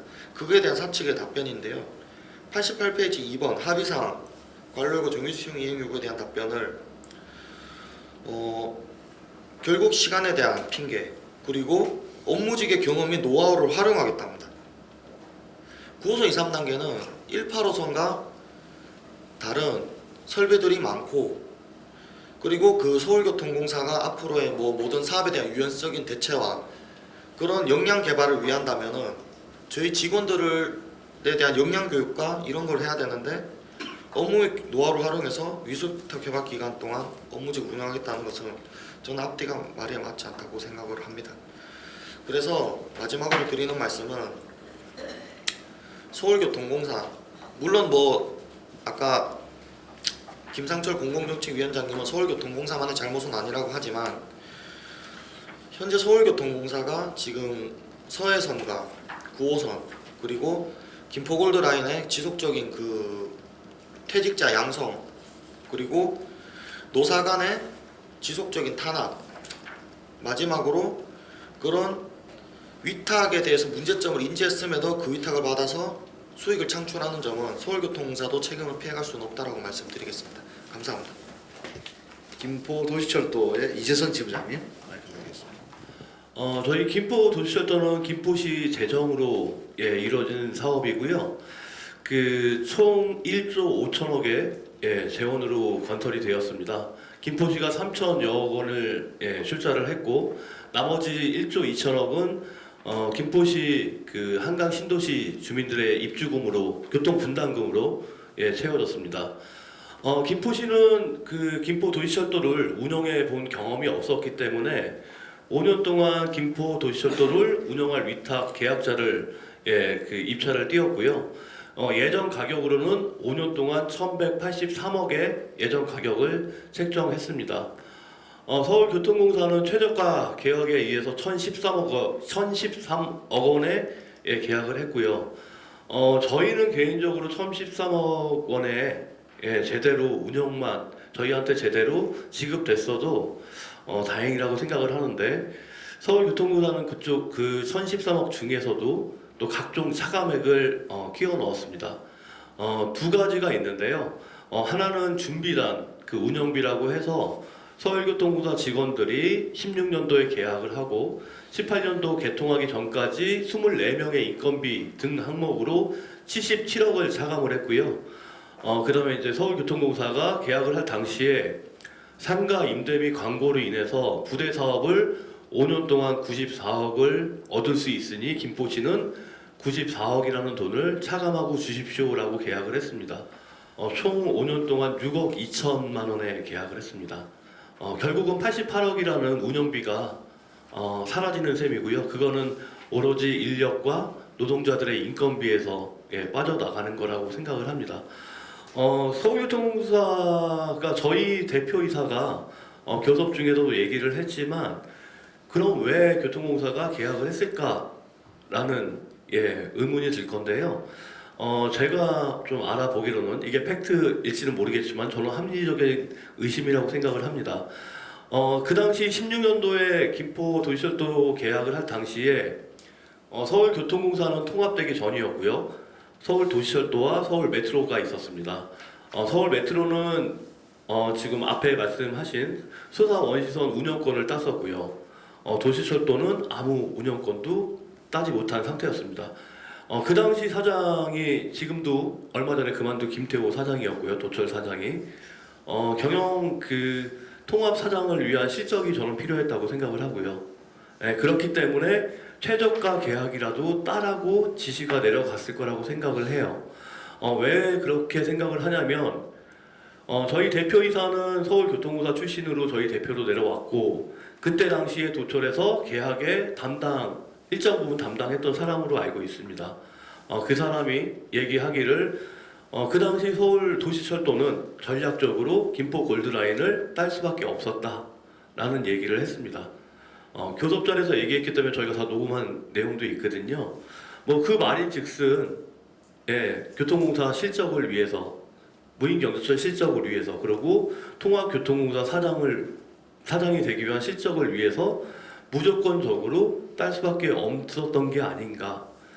근데 그렇게 따도 문제가 없다는 게 자회사를 설립해서 모든 지휘 승계를 자회사에서 해버리면 교통공사에서는 법적으로는 책임을 안 져도 되는 거죠. 예. 왜냐하면 자회사에서 다 넘겼기 때문에. 실제로 저희가 그렇게 탄생을 하다 보니까 뭐 인력적인 부분이나 근로 조건 그런 것들이 너무 열악하게 돼 있습니다. 사실 이 자리가 서산 원시선이나 저희 김포 골드라인이나 9호선 2, 3단계 뭐 누가 더 열악한가라는 부분을 알리는 자리일 수도 있을 것 같고요. 또 어떤 라인을 이용하는 시민이 더 불안전하게 이용할 수밖에 없나라는 문제를 제기하는 자리가 될 수도 있을 거라고 생각을 합니다. 저희가 그렇게 탄생을 하다 보니 저희는 통서평 근무, 앞서 말씀드린 통서평 근무라는 걸 시행을 하고 있는데요. 일례로 말씀을 드리면 전기기계부라고 해서 저희는 고전압 전기 22,000V나 750V 그 다음에 220V를 20V의 전력이나 전기를 작업해야 되는 그 유지 관리해야 되는 전기와 기계, 각종 기계 장치들, PSD, 에스컬레이터, 승강기 그런 것들을 모두 함께 관리해야 되는 전기기계 부서가 있습니다. 그 전기기계 부서 인원이 보면은 저희가 교대 근무자 같은 경우는 4인으로 이제 근무를 하는데요. 4인이 23.6km 구간에 전력을 관리를 해야 되고요. 10개 역사를 관리를 해야 되고요. 그 다음에 각종 기계 장치들 다 관리해야 되고 승강기, PSD, 심지어 저희 차량 기지에 있는 시설물도 관리도 물론 해야 되고 또 저희 식당에 있는 냉장고까지 관리를 해야 됩니다. 기계 장치니까 전기가 들어오니까 라는 명목으로 또 거기다 인원이 없다 보니까 이렇게 낮은 구조로 탄생해서 인원이 없다 보니 전기기계 부서 직원들이 위생이라고 해서 화장실 배관도 뚫고 다니고 있습니다. 실질적으로 저희가 유지 관리 업무가 원활하게 이루어질 수 없는 상태인 거죠. 근데 그렇게 안 하면 회사에서는 여력이 없다는 이유로 인원 충원도 안 해주는 상황이고요. 저희는 그 경전철 중에는 좀 특이하게 전 구간이 지하로 되어 있습니다. 그래서 저희는 8개의 집수정이 있는데 집수정 같은 경우에 이제 저희 깊은 곳은 지하 80m 이상 돼 있는 곳에 있는데 그쪽에 저희가 작업 환경이 너무 나빠요. 근데 그 저희 전기기계 부서 직원들이 그 곳도 매일마다 점검을 해야 되는데 저희 노동조합에서 라돈 측정기를 구매를 해서 측정해 본 결과 라돈 측정 불가가 나오더라고요. 그러니까 수치를 잴 수가 없는 거죠. 그래서 제가 다시 한번 정밀 측정기를 빌려서 지금 측정 중에 있는데 임금은 가장 낮고 인력도 가장 적고 하지만 일은 가장 많고 뭐 그런 게 저희 서울교통공사 자회사들의 가장 큰 특징이 아닐까라는 생각이 듭니다. 사실 이러한 문제들은 저희 일하는 노동자들의 건강, 안전, 생명뿐만이 아니라 이를 이용하는 시민들의 안전, 생명과도 연관된다고 생각을 하거든요. 사실 그 운영사라는 것은 저희가 사고가 나기 전에 시민들이 안전하게 이용할 수 있게 유지 관리 업무를 철저히 해서 사전에 예방을 해야 되는 역할을 해야 되는데 저희 여기 세계 노조에 일하는 직원들, 조합원들은 그런 구조가 아닌 거죠. 형식적인 점검뿐이 할 수가 없고 그러다 보면 그런 것들이 차곡차곡 쌓이면 나중에 대형 사고로 이루어질 수밖에 없는 구조인 것 같습니다. 사실 이런 모든 문제가 저는 개인적으로는 교통공사에 있다고 생각을 하고요. 전략적으로 들어왔던 수익을 위해서 들어왔던 어찌 보면은 교통공사라는 최대 공기업의 이미지를 이용해서 공공 부분을 훼손하고 자기들의 이득을 취하는 행태라고 저는 보고 있습니다. 이상이 저희 김포 골드라인의 앞선 내용이랑 저희도 동일하기 때문에 다른 거는 특별히 또 말씀드릴 건 없을 것 같고요. 그래서 사실은 교통공사가 만약에 이렇게 자회사들을 설립을 하거나 민간 위탁을 하게 된다면 둘 중에 하나라고 생각해요. 제대로 운영을 하던가 아니면 저는 민간 위탁 손을 떼는 게 맞다고 생각을 합니다. 사실 저희 지역 같은 경우는 다른 노선이랑 조금 틀린 게 저희는 주무관청이 김포시예요. 김포시 재정 100%로 건설이 됐고, 사실 교통공사가 이렇게 안 들어왔다면 저희 직원들은 좀 더 안전한 환경에서 저희 시민들은 좀 더 안전하게 이용을 할 수 있었을 거라고 생각을 합니다. 그런데 계약 관계상 교통공사가 최저가에 들어와서 모든 걸 하겠다고 하고 한 발 물러나서 이제는 내 책임이 아니다라고 하고, 아까 신성환 지부장님이 얘기를 하셨지만 김태우 사장이 그런 얘기를 했어요. 김포시에 1원이라도 재원이 들어가면 우리는 사업을 포기하겠다라고 얘기를 했습니다. 뭐 저는 그게 협박과 다름없다고 생각을 하거든요. 저희 아직 개통한 지 아직 3개월이 안 됐는데 다행히 큰 사고는 아직까지는 없었습니다. 자잘한 사고들은 많이 있었지만 근데 저희 같은 경우는 이게 저는 그렇게 보고 있어요. 지금 큰 사고가 안 났지만 사고의 위험은 점점 쌓이고 있다. 그래서 언젠가 정말 누구 하나 죽어도 이상하지 않을 것이라고 생각을 하고 있습니다. 이 자회사들을 보면요, 점점점 좀 약간 노동 조건이 열악해지는 상황입니다. 저희 같은 경우에 아까 이제 제가 계약금액 848억 정도 얘기를 드렸는데요. 1013억에서 이제 차감액을 빼면 한 850억 정도가 되는데, 다른 데랑 좀 비교를 해보자면 용인 경전철 같은 경우는 1년에 운영비가 한 250억 정도 됩니다. 저희는 180억, 저희는 연간으로 따지면 한 170억 정도 되는 거고요. 의정부 경전철 같은 경우는 1년에 운영비가 한 215억 정도 되고 저희는 170억. 그러니까 저희가 인건비나 운영비 자체가 가장 전국에서 낮게 설계가 돼 있어요.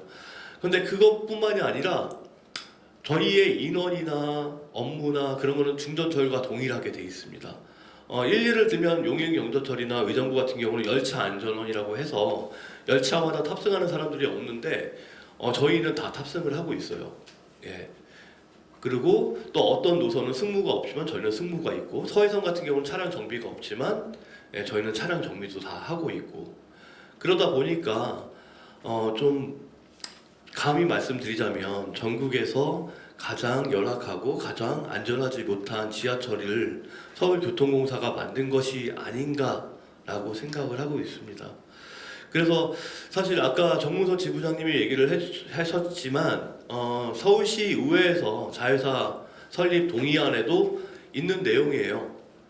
상대적으로 낮은 급여, 근무 환경, 노동 조건, 그거에 대한 검토가 필요하다라고 했지만 그거에 대한 검토는 없이 승인을 해주신 게 아닌가라는 생각이 듭니다. 분명한 거는 서울 시민뿐만이 아니라 경기도 시민들도 서울로 이용하시는 분들이 대다수거든요. 그분들을 위한 책임 있는 정책이 좀 필요하지 않을까라고 생각이 들고요. 또 서울교통공사는 공사로서 책임에 걸맞는 운영을 자회사 직원들 그리고 자회사 그 노선들에 이용하는 시민들을 위해서도 힘써야 될 것이라고 생각을 합니다. 이상입니다. 얼마 전에 칠레 산티아고에서 큰 시위가 있었는데 그게 바로 지하철 요금 인상. 얼마 인상했죠? 20원입니까?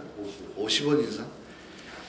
칠레하고 우리나라 경제를 비교해 봤을 때 어떻게 보자면 우리도 지금 1,200원대, 1,300원대인데 칠레도 1,300원대 정도 됩니다. 거기에 비하면 우리나라 도시철도 요금이 얼마나 저렴한지 알 수 있는데 아마 서울교통공사도 그러한 고민들이 있을 거라고 보아지는데, 문제는 본인들이 그걸 잘 알기 때문에 자회사에게 그런 것들이 전가되는 게 좀 의아스러운데요. 이제 서울시하고 또 나오신 분들의 이야기를 이제 마저 들어볼까 합니다. 서울교통공사에 우리 박원준 노동이사님. 네. 안녕하세요. 저 교통공사의 노동이사 박원준입니다. 오늘 이렇게 이제 제가 먼저 하게 된 이유는 이렇게 교통공사의 노동이사로서 지금까지 이제 이 문제를 듣고 또 바로 잊어버리기 전에 또 몇 가지 얘기하는 게 좋지 않겠나. 근데 말씀하신 분들 얘기가 뭐 다 맞는 말씀이고 별다른 별다른 자료나 이론이 없기 때문에 특별한 반론이나 이런 것은 없고, 다만 노동이사로서 책임감을 가지는 계기가 또 된다, 이런 말씀을 좀 드리겠습니다. 공공부문의 서비스 기능을 민간에 이관하는 그런 민간화 과정, 민간화, 민영화라고도 하더라고요. 결국은 민간화 문제라고 저는 보고 있고요. 과거에 무슨 1999년, 2000년도 대부분 민영화가 그 고전적 민영화로서 이제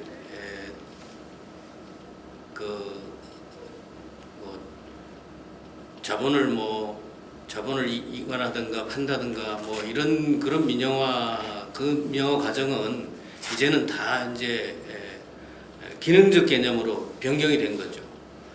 그래서 제가 알기로는 과거에 하던 민영화 방식의 그 민영화라는 개념은 지금 하고 있는 것하고는 전혀 다른, 지금은 또 다른 민영화를 지금 하고 있다는 거죠.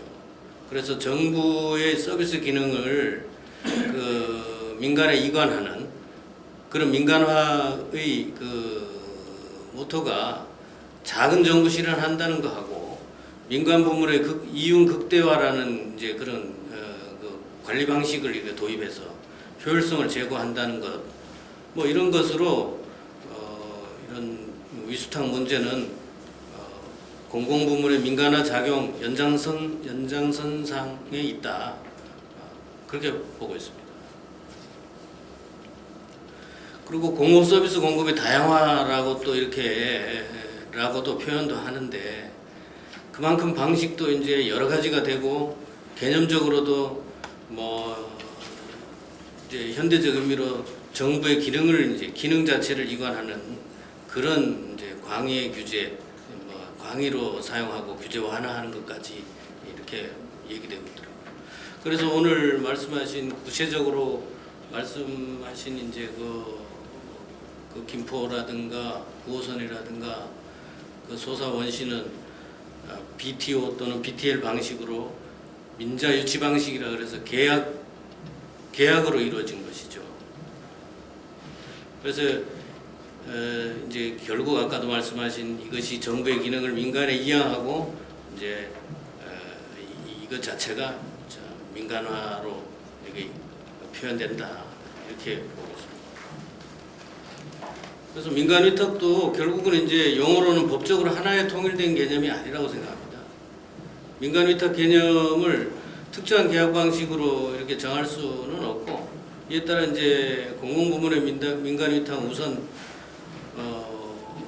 그래서 우선 법적으로 어떤 위탁 행위까지 포함될 것인지 그 개념을 정립해가지고 공공재의 특성을 고려한 그런 특화된 접근이 필요하지 않나, 이런 생각을 하게 됩니다. 제가 이거를 또 토론문을 준비할 때 사실은 그 많은 이야기를 좀 하려고 했었는데 너무 많이 나가더라고요. 그래서 또 그것도 또 하실 말씀이 많으실 텐데, 제가 이렇게 많이 듣는 것이 제가 할 일이라고 봤기 때문에 좀 이게 일부분 정말 너무 지론하게 원론적으로 들리실지 몰라도 저 나름대로는 이제 정리를 좀 해본 내용이니 일부 좀 이해를 해주시기 바라고요. 그래서 공공재의 특성을 고려한 특화된 접근이 반드시 이제 좀 필요하다는 생각을 해봤고요. 그래 지금까지 이렇게 봤을 때 또 노동의 안정성은 또 우리가 전혀 생각하지 않았던 거 아니냐.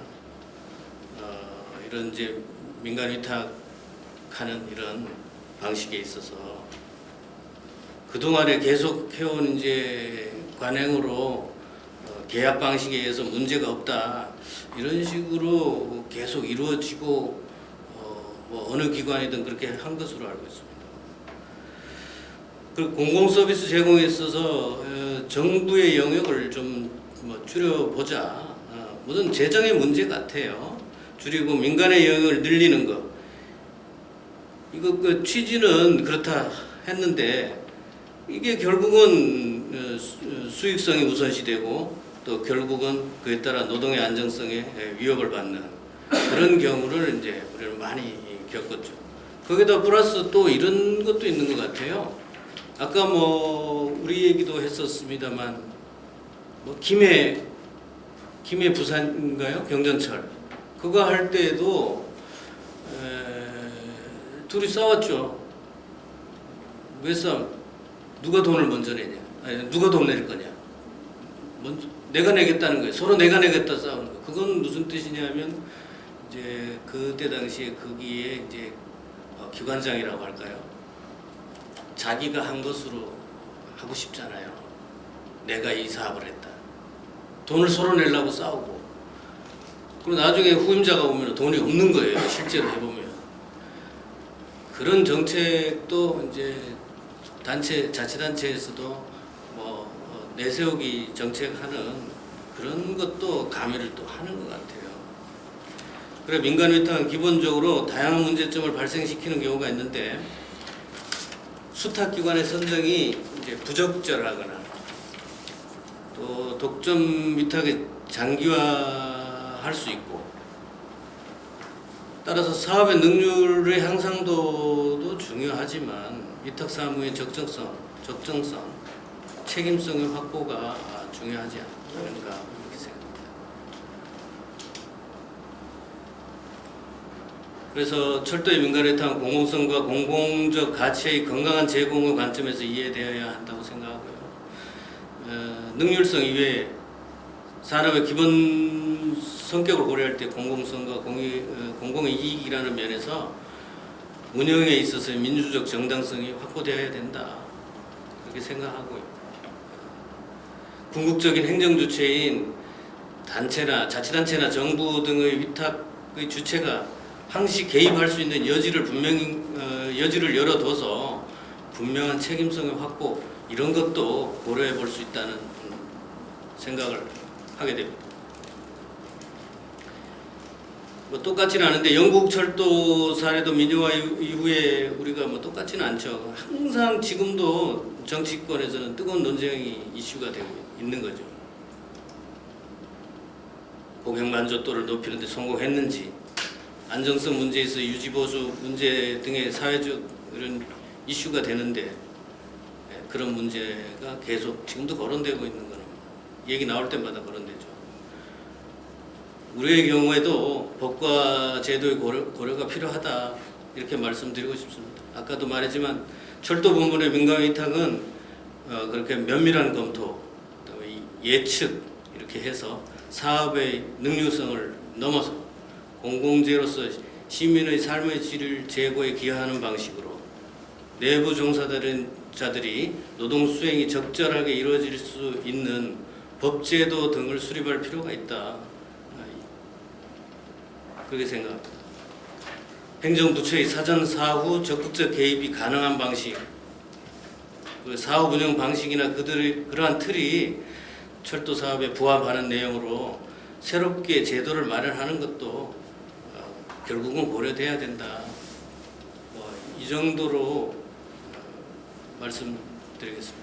고전적인 민영화가 아니라 최근에는 이러한 일종의 프랜차이즈 방식, 민간 위탁 방식도 광의의 어떤 새로운 민영화가 아닌가 이렇게 말씀하시면서 여러 가지 부작용들에 대해서는 제도나 또 행정부가 적절히 개입할 수 있는 그런 대안도 말씀해 주셨습니다. 행정부처에서 이제 서울시에서 어떻게 개입하실 건지 마지막으로 우리 김은석 팀장님께 마이크를 넘기도록 하겠습니다. 일단 노조 지부장님들께서 말씀해주신 건 즉 자회사의 근로조건이 많이 열악하다 이렇게 말씀을 해주신 것 같고 그 이후로 이제 그 김상철 위원장님이 구조적인 문제를 말씀해주신 것 같아요. 뭐 공사가 이제 공공성이 아니라 수익성 위주로 사업을 하다 보니 뭐 구조적으로 자회사가 열악해질 수밖에 없다 이렇게 얘기를 하신 것 같은데, 일단 서울시 입장은 이렇습니다. 그 지금까지 누차 말씀드렸듯이 근로조건의 문제는 자회사의 사측과 노측에 얘기를 해서 해결해야 되는 문제라고 생각을 하고요. 그리고 사실상 서울시가 뭐 개입할 수도 없고 개입해서도 안 된다고 생각합니다. 그 노사 간의 문제를 뭐 서울시가 뭐 기다 아니다 이렇게 얘기를 할 수는 없는 거고요. 그리고 그 공사 이 자회사 문제에 대해서는 그런 서울시의 입장이 그렇고, 공사에서 이제 공공성이 아니라 수익 사업으로 이제 진행을 한다 이렇게 지적을 해주셨는데, 그 부분에 대해서는 조금 그 다양한 의견이 있을 수 있다고 생각을 합니다. 그게 뭐 실제로 뭐 공사 입장에서 수익성도 고려한 부분이 있을 것이고, 아니면 아까 말씀해주신 것처럼 어떤 공사의 운영 노하우를 공유하기 위한 목적도 있을 것이고, 다양한 목적들이 있을 것인데,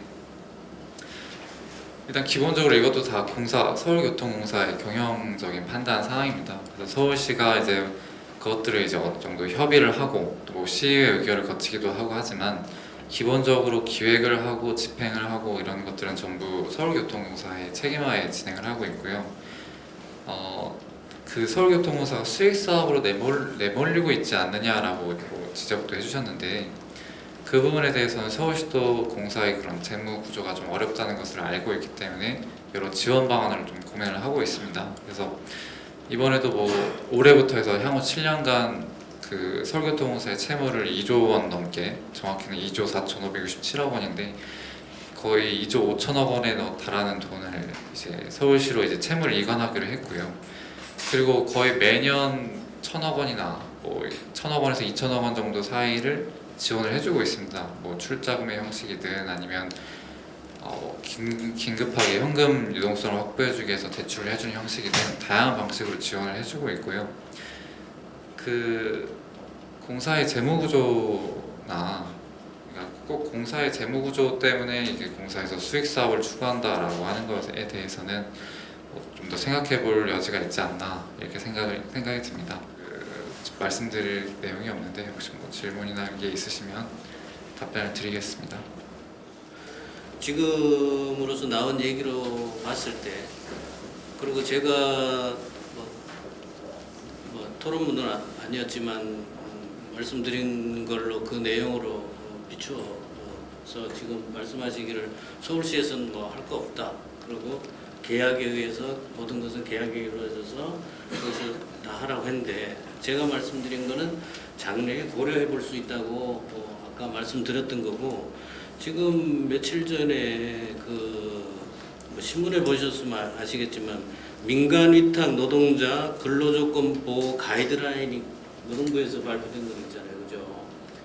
물론 이 가이드라인이 무슨 뭐 법적 효력이 있다든가 뭐 그런 거 아니고 권고 수준이고 일종의 이제 뭐 그래도 보호 장치라고 보긴 보는데, 이것마저도 지금 과연 그러면 지금 말씀하신 분이 말씀하신 것처럼 지금 우리 이게 사내란 말이에요. CIC 회사 내 회사잖아요.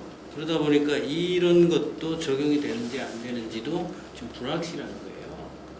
따지고 보면 여기 지금 뭐가 있냐면, 위탁 사무를 갖고 있는 공공기관에 민간위탁관리위원회를 설치해가지고 민간위탁 사무를 보다 체계적으로 관리하고 민간위탁 노동자들의 고용 안정이나 처우 개선에 대해서 관리하도록 이렇게 있고, 두 번째로 요점이에요. 이거는 수탁기관은 선정 단계부터 민간위탁 노동자들의 근로조건 보호를 위한 확약서를 제출하고 이행하지 않을 경우 계약 해지가 가능하도록 이렇게 됩니다. 3번 고용승계로 고용불안 문제를 해결하겠다. 고용승계가 되느냐 안 되느냐 항상 불안했으니까 그거를 이제 가이드라인에 확실히 이렇게 집어넣고, 수탁기관의 노무비 전용 계좌를 개설해가지고 임금 지급을 보장합니다. 그러니까 통장을 따로 수탁기관에다가 통장을 따로 관리하라, 이런 거를 이제 관리하게끔 여기 지금 관리위원회를 아예 설치해가지고, 첫 번째지만 이렇게 이게 지금 5일날 며칠 전 5일날 발표됐죠, 노동부에서. 이런 것도 있듯이 우리도 뭔가 서울시에서도 우리가 이제 서울교통공사 감독기관이니까 그런 정도는 제가 아까 말씀드린 대로 사전사후 개입이 가능한 방식은 없는가, 운영 방식의 그런 틀을 이거 우리 철도 사업에 부합하는 새로운 제도 이런 거 하는 데 대해서 연구라고 해야 할까요?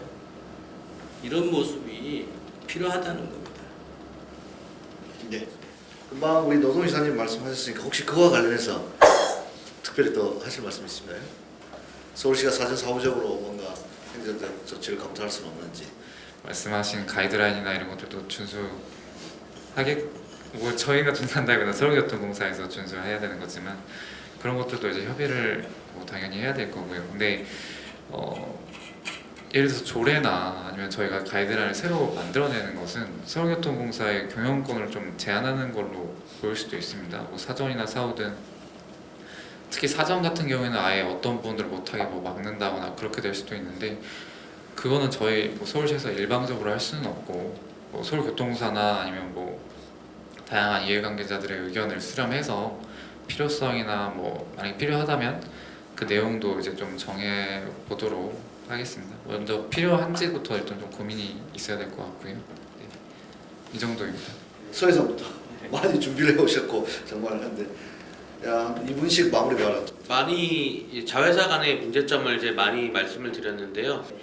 사실상 이 민간에서 운영비를 남겨먹고 저가로 입찰을 한 서울교통공사가 또다시 수익을 창출하는 구조 속에 발생한 거기 때문에 저희는 이제 첫 번째로 이 공공재인 철도가 어느 순간부터 이제 수익의 창출 목적으로 쓰이는 것에 대해서 문제가 있다고 보고 있고, 두 번째로는 저희 서울시 투자기관인 서울교통공사에서 문제점을 알고 설립하고 나서 아무런 조치를 취하지 않고 수익만을 창출하는 모습에 많이 이제 분노를 했었는데, 그런 점들을 알리려고 좀 제가 장황하게 말씀을 드렸습니다. 모회사인 교통공사와 이사회로 이어져 있기 때문에 사실상 자회사에서 결정할 수 있는 부분은 사실 아무것도 없습니다. 이런 구조 속에서, 열악한 구조 속에서 공기업인 서울교통공사가 다시 수익 창출을 위해서 무리한 배당을 받아가는 구조보다는 이제 지역 경제와 협력하고 또 많은 노선이 신설되면서 새로운 역량을 기르기 위해 위탁관리 사업을 하면서 수익 창출을 줄이고, 그리고 공공재인 철도를 더 안전하게 운영하는 방향으로 바꿔갔으면 좋겠습니다. 오늘 토론회를 계기로 그렇게 많이 방향이 바뀌었으면 좋겠습니다. 말 그대로 저희가 그 뭐 파업도 들어가고 여러 가지 했지만 이게 노사 간의 문제로서 선을 긋는다는 것은 그 노동자나 사측이나 책임감이 있어야 되고 권한이 있어야 됩니다. 현재 이런 민간위탁 구조에서는 사라고 하는 쪽들이 권한도 없을 뿐더러, 그렇다고 저희 그 민간위탁 사업장에 있는 노동자들이 직접 원천 교통공사와 소통할 수 있는 방법도 없는 게 현실입니다. 그리고 이런 그 아까 말한 뭐 매피아 문제라든가 이런 문제에 대해서 만약에 시민들의 생명이나 어떤 사고가 발생했을 때 이거조차도 서울시는 정말 책임 없는 건지 궁금하고요. 이거에 대해서 이후라도 뭐 조례 개정이나 이런 게 있을지는 모르겠지만 민간 위탁의 사업자에 있는 노동자와 그리고 그 사에 대한 어느 정도의 권한, 그리고 원청인 서울교통공사에 대해서 서울시가 어느 정도의 개입은 필요하다고 보는 입장입니다. 예, 감사합니다. 사실 저희가 교섭을 하다가 가장 답답한 것 중에 하나가 저희는 분명히 대표이사가 있고 본부장이 있음에도 불구하고 그 사람들이 결정권이 없다는 게 가장 큰 문제거든요. 그 사람들이 얘기를 하기를 모든 거는 이사회에서 결정을 해야 된다. 그런데 그 이사회가 뭔가라고 들여다보면 서울교통공사 처장 2명과 저희 김포 골드라인의 대표이사 본부장, 그렇게 4명이 이사회로 구성이 돼 있거든요. 결국은 저희 대표이사나 본부장도 서울교통공사 출신이기 때문에 저희 김포 골드라인을 위해서라기보다는 서울교통공사의 바람막이 역할을 하고 있는 게 현실입니다. 사실 안전이라는 거는 인력도 필요하고요. 안전 장비를 마련하기 위해서 돈도 필요합니다. 하지만 앞서 말씀드린 것처럼 최저가 계약으로 들어왔기 때문에 교통공사에 재원이 투입될 수 없고 그렇게 됐을 경우에 자기들이 피해가 가기 때문에 그런 것들을 막는 역할만 급급한 거죠. 그렇기 때문에 저희 노동자들은 계속 투쟁을 하지만 힘겨운 투쟁을 할 수밖에 없는 상황입니다. 서울시가 승인을 해줬고 서울시는 당연히 서울교통공사를 관리 감독해야 될 책임이 있다고 저는 생각을 합니다. 서울교통공사가 지방 최대 공기업으로서 잘못된 길을 가고 잘못된 정책을 펼친다면 그 부분에 대해서 서울시가 당연히 개입을 해야 된다고 저는 생각을 하거든요.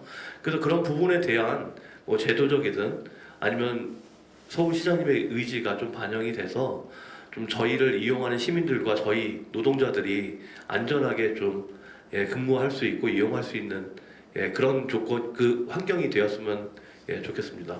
이상입니다. 마지막 발제 네. 하십니다.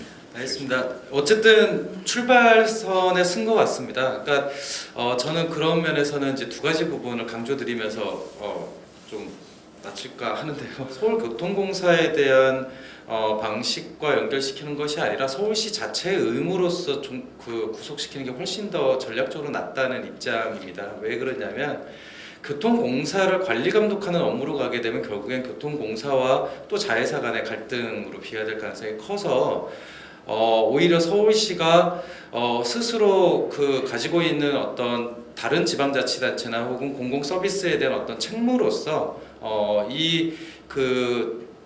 서울시가 운영하고 있는 지방 공기업의 어떤 활용이나 내지 목적에 그런 내용들을 넣어서 사실 그렇게 가는 것이 조금 더 낫지 않냐라는 생각이고, 저는 그렇게 갈 때 서울교통공사가 그걸로 같이 싸울 수 있다고 생각을 합니다. 그러니까 우리가 지방 공기업인 우리가 수익성을 위해서 존재하는 것이 아니라 이런 노하우들을 다른 지방 정부로 전파하고 그런 걸 통해서 오히려 공익 서비스를 넓히는 것이 목적이야라고 하는 걸로 싸울 수 있는 것이기 때문에 저는 오히려 서울시에 어떤 의무를 부과할 거냐라고 하는 부분에 대한 고민이 좀 있었으면 좋겠고요.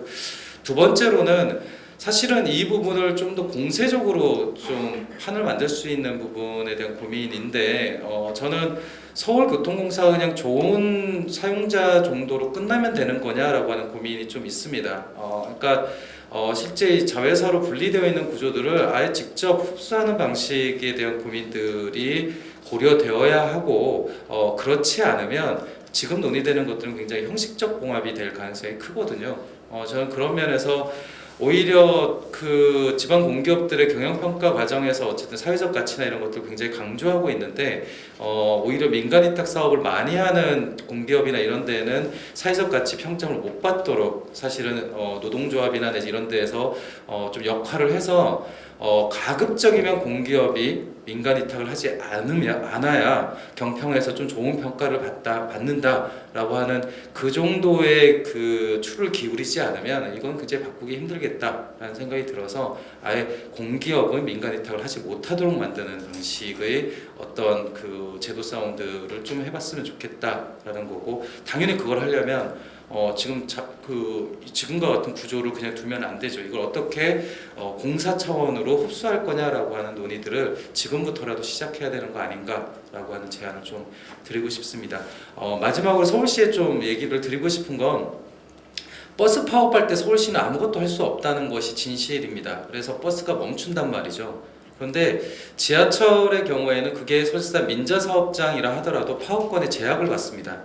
필수 유지 업무라는 이유로 말이죠. 그러니까 동일하게 시민들에게 영향을 주더라도 버스와 같은 민간 사업자들의 경우에는 파업권이 100% 보장이 되는 반면에 서울시가 개입을 못하는 반면에 실제로 민간 사업장이라 하더라도 지하철 궤도의 경우에는 필수 유지 업무로서 묶여갖고 어쨌든 그 공익 서비스를 유지하기 위한 공익 활동을 혹은 공익 노동을 해야 되는 것이죠. 저는 이 부분에 대한 고민들을 사실은 서울시가 간과해서는 안 된다고 생각을 합니다. 만약에 이야기하신 대로 자율성을 주려면 정말 100% 자율성을 주든지 그것이 아니다라고 한다면 어쨌든 그 역할을 해야 되는 거 아니냐라는 생각을 가지고 있습니다. 왜 이 얘기를 드리냐면 우이신설 경전철 어떻게 할 거냐는 거죠. 그거 민자사업으로 잘 된다고 교통 관료들이 그렇게 사기 쳐놓고 그 사람들 책임지고 있냐는 겁니다. 그러니까 저는 그 부분에 있어서 그렇게 남 얘기하듯 할 거 아니다라고 하는 이야기를 꼭 드리고 싶습니다. 왜 서울 교통관료들이 너무 많은 실패를 하고 있거든요. 예, 이상입니다. 제가 말씀 드리고 나서 서울시에서 오신 분이 뭐 이거 뭐 말장난하고 뭐 그러자는 게 아니라 우리가 일을 해결해 보자라는 의미에서 이제 우리가 여기서 모였는데, 그리고 아니면 그 심각성을 또 우리가 드러낼 건 드러내고 문제점을 해결하는 쪽으로 결국은 가야 되는데, 이거 여태까지 얘기하고 뭐 필요한지 그걸 검토하겠다 그러면 이제 곤란해지는 거죠. 필요한 것으로 우리가 이제 거의 결론이 나다시피 하는 것이고, 그 다음에 이제 우리가 제가 말씀드린 뭐 규정이나 어떠한 그런 여건, 운영 여건을 한번 바꿔보자, 이런 것은 지금 제가 그 일 예로 들어준 이거 며칠 전에 나온 거잖아요. 지금 아까 말씀 민간위탁 노동자 근로조건 보호 가이드라인을 발표를 했어요. 그럼 이게 우리에게 어떻게 이제 이게 적용이 되는지에 대해서도 고민이 없었다는 거예요. 그러면 이런 이제 자회사들이 이런 곤란이 있으면서 유사 사례를 이렇게 겪고 있는데, 이런 것이 나왔는데 이거는 어떻게 적용되는 것인가에 대해서 저 고민이 전혀 없었다는 것 같아요. 그렇게밖에 저는 이해가 안 되고요. 그래서 장래 제가 자꾸 뭐 반복해서 죄송하지만 요즘에 누구나 할 수 있는 말이지만 특히나 이 분야에 대해서는, 철도 분야는 공공성하고 공공적 가치의 이제 건강한 제공, 이거에 대해서 생각을 해야 된다. 그래서 정부나 자치단체 차원에서도 이런 위탁의 주체가 항시 이렇게 개입할 수 있는 여지를 둬야 된다는 거예요. 제가 저번에 뭐 시간이 다 돼서 자세히는 못하겠습니다만 때로는 이런 경우가 있더라고요. 자치단체장이 자기가 이거를 하겠다 해가지고 계획을 짜버리는 거예요. 계획을 해버리는 거예요. 계획하고 결정까지, 의사결정까지 해버리고 그거를 후임자가 와가지고 하려니까 돈이 없잖아요. 항상 재정에 문제가 되기 때문에 재정 악화를 연속적으로 하다 보면은 결국은 이런 이제 민간화로 자꾸 이렇게 밀어내면서 수익 창출 뭐 이렇게 된단 말이에요. 그거 뻔하게 지금 여태까지 얘기했던 거 아닙니까? 그래서 뭐 그 정도로 말씀드리고, 이거는 이제 시급히 우리가 서울시에서도 한번 검토를 해보자, 그런 제안을 드린 겁니다. 이상입니다. 철도 노동자의 한 사람으로서 오늘 뭐 많이 배워 들었는데 저도 잠깐 소회를 말씀드리면서 토론회 마칠까 하는데요.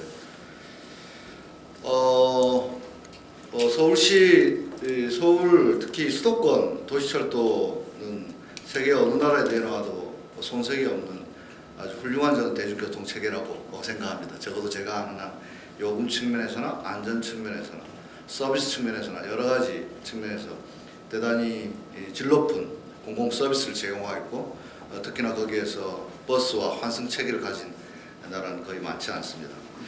그러한 이면에는 또 오늘 증언했듯이 이 자회사 민간위탁이라고 하는 정말로 어떻게 보면 사실상 아까 제가 말씀드렸듯이 운송 수입만으로 가지고 흑자 경영이 불가능한, 내서도 안 되는 그런 대중교통 체제에 그걸 벌충하기 위해서 여러 가지 부대 사업을 장려할 수 있는데, 그것은 뭐 예를 들면 임대 사업이라든지 특히 일본 같은 경우에 쇼핑센터를 짓는다든지 그걸 장려할 수는 없지만, 근데 아주 제가 역설적이게도 그 부대 사업이 자회사를 통한 운송 사업, 거기서 수익을 낸다는 이것은 정말 다시 한번 우리가 검토해 봐야 되지 않겠나라는 생각이 듭니다. 물론 제가 볼 때는 이거 출발할 때부터 BTL 방식으로 건설 당시에 어떻게 보면 재정으로 투입되지 못한 그 태생적 한계가 있다 손치더라도 지금이라도 이것을 바로 잡아야 되지 않겠나 생각하고요.